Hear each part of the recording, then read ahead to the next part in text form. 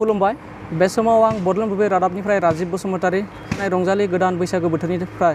जानानै गासैबो बर' हारिनि रायजो राजाखौ गाहाम हामग्लायनाय थाबाय। लोगोसे बे समाव बड'लेण्ड बुब्लि रादाब बिजोङावहा बयजोंबो सिनायजानाय मुंदांखा देंखोगिरि सासे देंखोगिरिजों जों मोगा-मोगि लानो सानदों। बिथाङानो जाहैबाय बड'लेण्ड मोनहां सोरबालाय हां आय' सोरबालाय हां उदालगुरि जिल्लानि सिङाव थानाय रौता दख'रानि बयजोंबो सिनायजानाय कैलाश बसुमतारी बिथांखौ गिबियावनो जोंनि बड'लेण्ड बुब्लि रादाबनिफ्राय बरायनाय जाबाय। जों गिबियावनो बिथांजों जों फैबाय थानाय समाव एबा रंजालि बैसागोखौ लानानै गोबां जों सोंथि खालामगोन आरो फैबाय थानाय समाव माबोरैहाय रंजालि बैसागो बोथोरखौ बारग'लांहोगोन जों बिथांसिम जों मिथिनो नाजागोन। जों गिबियावनो फैबाय थानाय रंजालि बैसागो बोथोराव रायजोनो मोजां देंखो होनानै माबोरै देंखो होनो होननानै माबोरै साखाफारा जानानै दं नोंथाङा? गिबियावनो बयनिसिमबो आंनि गोसो गोरबोनिफ्राय बैसागो बोथोरनि गाहाम हामलायनाय बावबाय। लोगोसे बड'लेण्ड बुब्लि बिथांमोननिसिम आंनि गोसो गोरबोनिफ्राय साबायखर बावबाय। दा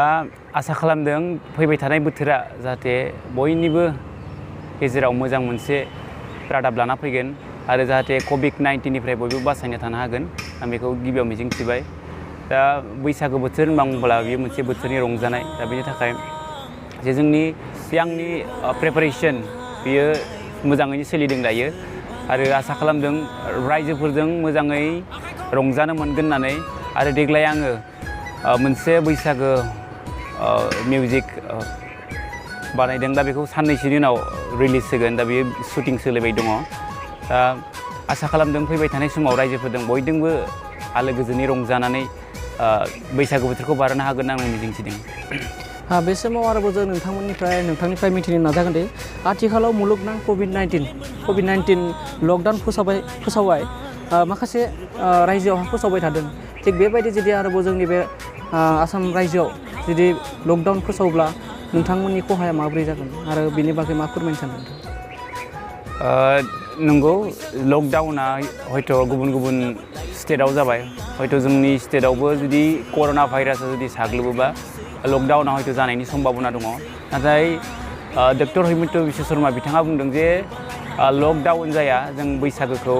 आलो गोजोनै रंजागोन होनना बिथाङा बुंबाय थादों। दा बेयाव जोङो आसा खालामनो हायो जे देग्लाय बेबायदि जोंनियाव बैसागोखौ हयथ' जोङो रंजानो हागोन होनना जोङो मिजिंथिदों। आरो जोंहा थांनाय बोसोराव गोबां बेबायदि मेथाइ खनगिरि दामगिरिफोरा गोबां बैसागो रंजानो मोनाखै। बेनि थाखाय गोबां खहा जादों। आसा खालामदों फैबाय थानाय जाहाथे बे सिटुवेसना जाहाथे जोंनियाव जानाङाथों आरो जुदिबो खनसेबाव जानांगौ जायोब्ला जों माने गोबां खहा जागोन। दा बेनि थाखाय आं आर'ज खालामदों जाहाथे बेबायदि सिटुवेसना जोंनियाव फैनाङाथों। आं बेखिनिखौ आर'ज खालामबाय। जोंहा गोलाव सम लकडाउननि जाहोनाव थांनाय बोसोरावहा बैसागो खुंनो हायाखै। बेयावहा गोबां देंखोगिरि होनाय मोसाखावरि बिथांमोना गोबां हाराखास्ति मोगा-मोगि जानांगौ जादों। दा बेखौ लानानै नोंथाङा मा दुखु फोरमायो? बियो मोनसे मा होनगोन पेन्डेमिक होनना बुङो जे कभिड-19। दा बेयाव जों रावखौबो दुसिनो हाया। बे बोथोरनि मोनसे बेराम। दा बेयो अल अभार वर्ल्डआवनो जादों। दा बेयाव सोरखौबा दुसिनाय मानायदों जों जेबो जानाय नङा। दा बियो मोनसे जेला बोथोरानो जुदि फैबायब्ला जों बेखौ एसे मानिना सोलिनाया जोंनि गोनांथि आरो जोंनिया जिउआसो देरसिन। दा जोङो बैसागोआ देग्लाय दङ। देग्लाय जुदि जों रंजानो हायाबा जों खालमासि रंजानो हागोन। जुदि जोङो गावनि देहाखौ जुदि जों नायालासिनो जुदि जोङो रंजानायखौ जुदि बांसिन गोसो होनानै जुदि जों खारोब्ला जोङो बे मोजां जानाय नङा जोंनि समाजनि थाखाय बा जोंनि गावनि देहानि थाखाय मोजां जानाय नङा। दा बेनि थाखाय आं सानदों बे बोथोरनि मोनसे हांख्रायनाय जों बेखौ रावखौबो दुसिनो हाया। जि जाबाय जालांबाय आरो। आथिखालाव जोंनि बर' हारिनि गेजेराव देंखोगिरियानो जा जायखिजाया बर' हारिमुखौ लानानै नोंथाङा मा फोरमायनो सानो? आं बेखौनो गिबियाव खावलायगोन। दा जोङो बैसागो बोथोर होनना बुङो। बैसागो बोथोराव जों बयबो रंजायो नंगौ। बेनि थाखाय आं मोनसे बाथ्राखौ आं फिल खालामो। बबेबा जायगायाव आं नुयो बैसागो बोथोर होनना बुङोब्ला माने एकदम जानाय लोंनायखौल' बांसिन माबा खालामनायखौ नुयो, बांसिन गुरुत्त' होनायखौ नुयो। नाथाय जोङो बेफोरबायदि खालामालासेनो जुदि जोङो बोथोरनि रंजानाय जेराव बियो बोथोरानो जोंखौ माने रंजानो उत्साह खालामो। दा बेनि थाखाय आं खावलायगोन माने जौदों एसेबां गोबावालासेनो जों एसे आपग्रेड जानानै जाहाथे जौ लोङालासिनो बा एसे लोंनानै कन्ट्रलाव थानानै जाहाथे बैसागोखौ फालियो बैसागोखौ रंजायो आं बेखौ गुरै खावलायबाय आरो आङो आंनि फंबाय बिनानाव बिथांमोननिसिम खावलायगोन जाहाथे बिथांमोना गावनि बिमा बिफाखौ बैसोआव गिदिरखौ जाहाथे मान होयो बेखौ आङो आं खावलायबाय दा आं आसा खालामदों जाहाथे फैबाय थानाय बोथोराव मोजाङै जों रंजालांनो हागोन आं बेखिनिखौ मिजिंथिदों आरो दा नोंथाङा बे सेम सफैनायावहा गोबां खस्थ' खालामनानै गोबां खस्थ' दुखु दाहा सैनानै बे सेम स्टेजाव सफैबाय दा फैबाय थानाय माखासे इयुन जेनेरेसन दङ गोबां गोसो गुदुं दा बिथांमोना नोंथांमोन बायदि बे लेभेलसिम सफैनो थाखाय माबोरैहाय स्ट्रागल खालामनांगौ जायो नंगौ नों बबे मोनसे डेस्टिनेसनाव मोनहैनांगौब्ला गोबां स्ट्रागल थायो लाइफआव स्ट्रागल खालामनांगौ जायो दा बेबायदिनो आंनियावबो गोबां स्ट्रागल दंमोन अब्लाबो आङो आंनि डेस्टिनेसनखौ होसोनानै आङो खारबाय थादों आं दाबो स्ट्रागलखौनो खालामदों आं दाबो साक्सेस बेबायदि इसिबां जिबायदि नांगौ बेबायदि जायाखै दाबो जों स्ट्रागल खालामदों दा आं बेखौनो खावलायगोन जेनेरेसनखौ जाहाथे नोंथांमोना नार्भास जानाङा नोंथाङा जुदि मोजां मेथाइ खननो रोंगौब्ला मोजां दामनो रोंगौब्ला नोंनि दामनायनि स्किलखौ बाराय नोंनि मेथाइ खननायनि स्किलखौ बाराय जुदि नोंथाङा सासे मोजां मेथाइ खनगिरिबा नोंथाङा ओंखाम गोमानाय नङा नोंथाङा मानगोलाय पपुलार जागोन बा सोलिनो हागोन मेथाइ खननायजों सोलिनो हागोन बा दामनायजों सोलिनो हागोन आं बेखौ दिनैनि दिनाव नुदों आरो दिनैनि समाव ओरैबायदि मोनसे इजि मोनसे प्रसेस जाबाय जोंनियाव जे टेक्न'लजिनि जुग ग्लबेलाइजेसन होनना बुङो जायखौ जोङो अनलाइनावनो जों गोबां जोङो बबेबा मोनसे कर्स लायालासिनो जों अनलाइनावबो जों गोबां सोलोंनायखौ नुदों दिनै जोंनियाव ओनसोलाव गोबां उन्दै गथ'फोर नुबाय जों माने बिथांमोना दिनै अडिअ रेकर्डिं खालामनो हानाय मोनसे माबा फैबाय परिबेसाव फैबाय बिथांमोना इउटुबाव नायैनो इउटुबाव सोलोंनो बिथांमोना जे अडिअ रेकर्डिंनि जे सफ्टवेर बेफोरखौ खालामनानै सोलोंनानै दिनै मेथाइ दिहुनबाय सोरबा एलबाम दिहुनबाय बेबायदिनो गोबां माने अनलाइन सर्सनिफ्रायनो जों माने सोलोंनो हायो दा बेयाव जों साननाङा जे सोरहाबा थाखा फैसा गैया जों मिउजिक कलेजाव थांनो हाया बा बबेबा जों दामग्रा माबाखौ जों सोलोंनो हाया बेबायदि नङा जे नोंथाङा जुदि गोसो खालामोब्ला बे नों गोसो खालामोब्ला माने बे हायिनि जेबो माबानि गैया माने राहा लामा गोबां दङ आरो दा नों अनलाइनजों नों इउटुबावनो जि नांगौ नोङो सोलोंजोबनो हायो दा बेनि थाखाय जेबो नार्भास जानांगौ गैया नोंहा जुदि मबाइल स्मार्टफन गंसे दङब्ला नों इउटुबाव नायनानै सोलों अब्लानो नोङो नोंनि स्किलखौ नों बारायनो हागोन आं बेखिनिखौ मिजिंथियो आरो नोंथाङा उन्दैनिफ्रायनो नोंथाङा बे देंखोगिरि जानायनि सिमां दंमोन नामा आरो माबोरैहाय नोंथाङा बेबायदिसिम सफैखोमोन बिनि मेन रिजोना जादों आङो साबायखर बावनांगोन जे जोंहा मोनसे गामियाव दैमालु क्लाब एन्ड लाइब्रेरि होननाय दङ दा बिथांमोना बोसोरफ्रोमबो बैसागु फांसन खुंबाय थायो दा बेयाव 2007आव आं उन्दैमोन बे समाव आं गिबि मेथाइ खनजेनदों जोंहा बाबाया एसे मेथाइ खनो आंखौ जेराव थाङो लांफानानै बिथाङा मेथाइ गावनि खननायखौ फोरोंलाङो आंबो खोनासंनानै बिराद इन्ट्रेस्ट जानानै गिबि मेथाइ हिसाबै आङो दोंसे मेथाइ खनदोंमोन बे जाहैबाय लाइजाम नङा बियो मेथाइखौ माने बै समाव जोंनियाव दामग्रा बेबायदि जेबो गैया माइकजों सोलियोमोन माने दा बेयाव माइक आरो रेडिअ दा बेयो मोनसे रेडिअनि मेथाइमोन आरो लाइजाम नङा बियो नाय दा बे मेथाइखौ खननानै आङो माने प्रथम स्टेजाव गामियाव गाजेनदोंमोन बेनिफ्राय दोंसे जोंहानिनो आदा सोरजिनाय मानो नों सिरि सिरिनाय दोंसे मेथाइ नेक्स्ट बोसोरनिफ्राय खनबाय बिनिफ्राय गामियाव जोंनि जे खननायनि स्किलखौ नुनानै गामियाव मोनसे डिसिसन लाबाय दे जे जोंनि जेनेरेसनखौ जों फोरोंलांनांगौब्ला जों बिथांमोननो सुबिदा होनांगोन दा बिनि थाखाय गामिनि रायजोफोरा दैमालु क्लाब एन्ड लाइब्रेरिया बैसागु फांसन खुंब्ला बोसोरफ्रोमबो 1 निफ्राय 4 तारिखसिम बैसागु खुङो दा बेयाव मिउजिशियान लिंहरनानै माने जोंखौ खन होयोमोन आरो मिउजिशियान लिंहरनानै जोंखौ रिहार्सेल होनानै खन होनानै बेबायदिनो माने जोंनिफ्राय गोबां मोजां प्रडाक्ट ओंखारदों दा बुंनो थाङोब्ला सोमखोर दैमारि बिथाङाबो जोंनि गामिनिमोन जोंनि गामिनिफ्राय दा गुबुन गामियाव थांबाय जायखौ बुङो आखाइ नोंनि मेथाइ खनगिरि लोगोसे सासे मोजां लिरिक्स लिरग्रा बिथाङा सोमखोर दैमारि लोगोसे जोंहा नेरसोन दैमारि दङ नेरसोन दैमारि जाय बिथाङा मास्टारनि फिसाजोनि एक्टर आरो सासे बेस्ट मोजां दामगिरि लोगोसे मेथाइबो खनगिरि जेके दैमारि बिथांमोना बे जोंनि गामिनिनो प्रडाक्ट दा बे दैमालु क्लाब एन्ड लाइब्रेरिनि नाजानायावनो जों जानो मोन्दों लोगोसे गामिनिफ्राय ओंखारनानै दुलाराय बर' फरायसा आफादा जोंखौ सुबिदा होदोंमोन मेथाइ खननो बबेबा फांसन जायोब्ला बहाबा कनफारेन्स जायोब्ला जोंखौ लिंहरनानै खरास मेथाइ खनहोदोंमोन बेबायदिनो मिटिं दावथिंफोराव जों कन्टिंनो बेबायदिनो रोंलांदोंमोन आरो लोगोसे बेजों लोगोसेनो जोङो मिउजिक क्लास लानानै एसे जोंनि माबाया बारायलांदों आरो बे समावहा नोंथाङा गोबां गावनि सुजुनाय देंखो बोनायखौ जों मिन्थिना मोन्दों दा नोंथाङा जेब्ला BTR सुटि जादोंमोन बै समाव दोंसे मेथाइ खनदों दिहुनदोंमोन बे गोबां पपुलार जादों बा बे नोंथांनि बे मेथाइखौ गोबां अनसायनायबो नुदों बे मेथाइआ बड'लेण्ड मोनहांहां बेनि बागै नोंथाङा मा गोजोननाय फोरमायो दा बेयो ओरैबायदि मोनसे कारनाव सोरजिदों बियो आं नायबाय एकर्ड जासिगोन होनना जों खोनादों एकर्ड जासिगोन होननानै खिन्थु एकर्डआ मा बिनि फाइनाल माबाया फैयाखैमोन आरो फकासाव फैयाखैमोन मा एकर्ड जागोन दा बेनि सिगां 27आव जेला एकर्ड जादों बिनि साननैनि सिगां 25 जानुवारियाव आङो मेथाइखौ सोरजिदोंमोन अमरदानियाव हैबाय मेथाइखौ एकदम जास्ट माने मा खनगोन आङो एकर्डथ' जाबाय माबा मोनसेथ' दिहुननांसिगोन बिदि साननानै सानबाय आङो दा आं नुबाय जोंनियाव गोबां बेबायदि माने समाज सिबियारि मानसिफोर दङ जाय माने गावनि लाइफखौ सेक्रिफाइस खालामनानै समाजनि थाखाय बावबाय सोरबा हिन्जाव लानो बावगारलांबाय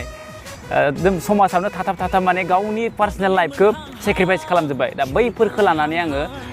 माखासे माने थट लानानै बे मेथाइखौ सुजुनाय जादोंमोन आरो दा बेयाव साननैनि गेजेराव बे मेथाइखौ बानायनाय जादों साननैनि गेजेराव ओरैबायदि खस्थ' खालामनांदों 26 जानुवारि खालि आं हरसे उन्दुनो मोनखायाखै हरसे उन्दुआलासिनो अमरदानि स्टुडिय'आव भिडिअ शुट खालामनानै हराव एडिटिं खालामनानै आङो 27नि 6टा बाजियाव आं रिलिज होदों 6टा बाजियाव रिलिज होनानै आं उन्दुना थाबाय उनाव 10टासो समाव आङो सिखारनानै नायबाय मेथाइआ ससियेल मिडियाआव भाइरेल जाबाय ओरैबायदि भाइरेल जाबाय माने 100 जनसो मानसिया गावनि इउटुबाव फेसबुकआव बेबायदि होना लाबाय माने बेखौ कपिराइट होबाबो माने हाहैला आरो बेबायदि मोनसे अबस्थायाव फैबाय ओरैबायदि सोर साबेसेखौ कपिराइट होनो बेबायदि मोनसे माबायाव थासारियाव फैदों आरो दा आङो साबायखर बावगोन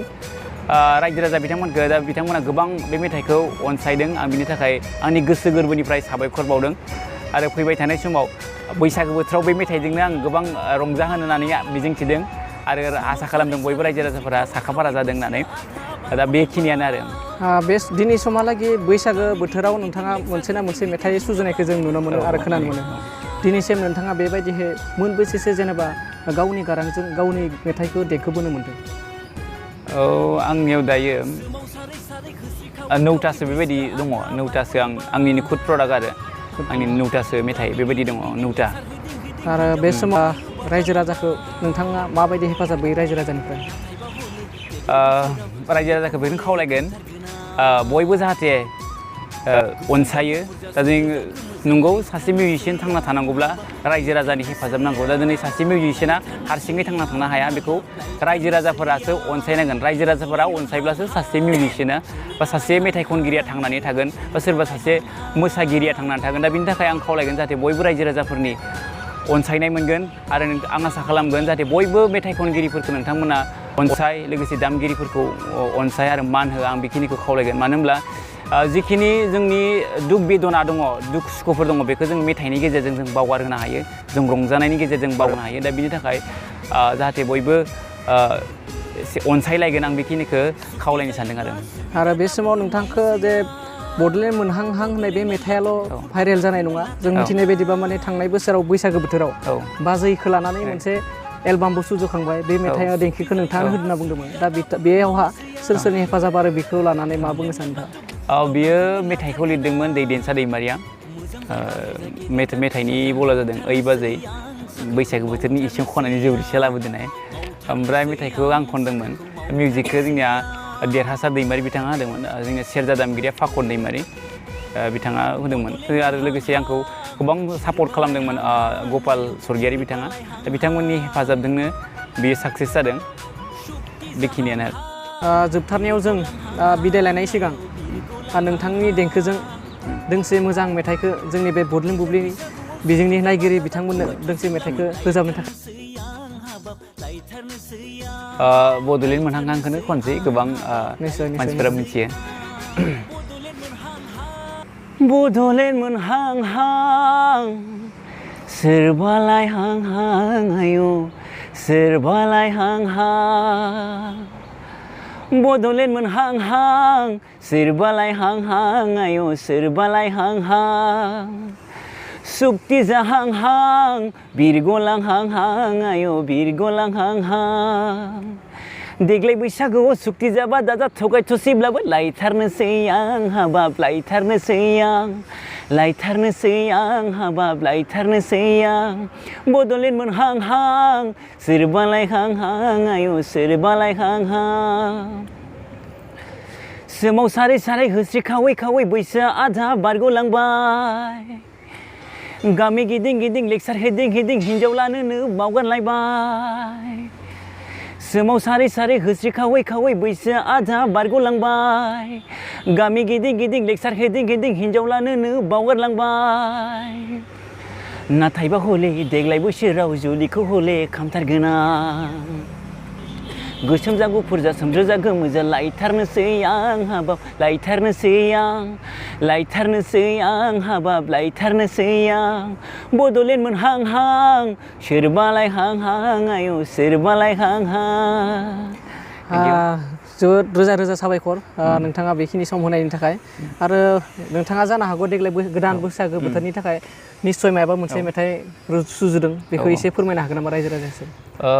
दोंसे बैसागो मेथाइ शुटिं सोलिबाय थादों बेयो बैसागोनि फार्स्ट उइकआव हयथ' रिलिज जागोन रिलिज खालामना जादों मेथाइनि बला जादों ओइ थांनाय बैसागोआव फैनाय ससे खनना होनो सानबाय आं ओइ बाजै थांनाय बैसागोआव फैनाय नोंनानाव गायदेया देग्लाय बैसागुआव फैगोन ना फैया दे खोन्थादो बाजै नोंनानावखौ गोसोखाङै खाङै थानो हाया अ बाजै नोंनानावखौ गोसोखाङै खाङै थानो हाया सिमां सिमां नुसै आं अ बाजै नोंनानावजों संसार जानाय आंजों गथ' गथाय फोरोंनाय हालेवनाय खोथिया फुनाय ओंखाम गोजां लाबोनाय ना गोरान गांजेमा बाथोन बेसे खहाबनाय ना गोरान गांजेमा बाथोन बेसे खहाबनाय ओइ बाजै थांनाय बैसागुआव फैनाय नोंनानाव गायदेया देग्लाय बैसागुआव फैगोन ना फैया दे खोन्थादो बाजै नोंनानावखौ गोसोखाङै खाङै थानो हाया अ बाजै नोंनानावखौ गोसोखाङै खाङै थानो हाया थेंक इउ रोजा रोजा साबायखर थाबावबाय दा बे समाव बे समखिनियावहा नोंथाङा जोंनि बे बड'लेण्ड बुब्लि रादाब बिजोङाव दसे सम होनायनि थाखाय जोंनिफ्राय रोजा रोजा साबायखर लोगोसे बे समाव बड'लेण्ड बुब्लि नायगिरि गासै बिथांमोननिफ्राय जों बे समावनो बिदाय लाबाय गोजोन्थों खुलुमबाय